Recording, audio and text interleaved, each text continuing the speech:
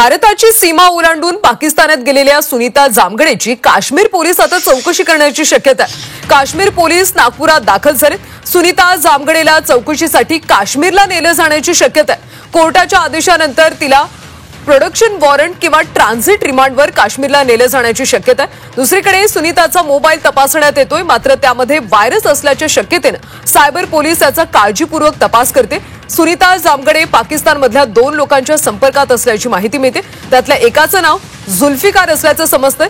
Google मॅपच्या मदतीने सुनीता सीमा ओलांडून पाकिस्तानात गेल्याची माहिती समोर आली, त्यामुळे या प्रकरणी आता तपासाला वेग आला। नागपूर येथे दाखल झालेले आहे।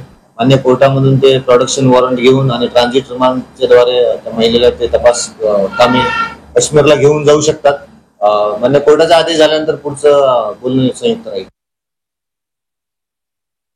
माहिती घेऊयात आमचे नागपूरचे प्रतिनिधी अमर काणे यांच्याकडून।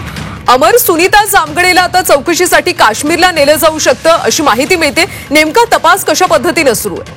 खरं तर नागपूर पोलीस सुद्धा तपास करताय, नागपूर पोलिसांचे सायबर पथक सुद्धा तपास करताय या प्रकरणी।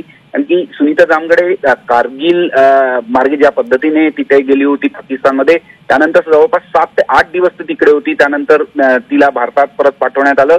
सगळ्यात महत्वाचं म्हणजे या संपूर्ण प्रकरणाची तपासणी राष्ट्रीय सुरक्षा एजन्सीमधल्या काही एजन्सी सुद्धा करताय आणि आता काश्मीर पोलिसांचं पथक सुद्धा इकडे नागपुरात पोहोचलेलं आहे आणि तिची चौकशी करू इच्छितात। त्याकरता प्रोडक्शन वॉरंट वर ते तिला काश्मीरला घेऊन जाण्याची पण शक्यता व्यक्त करताय।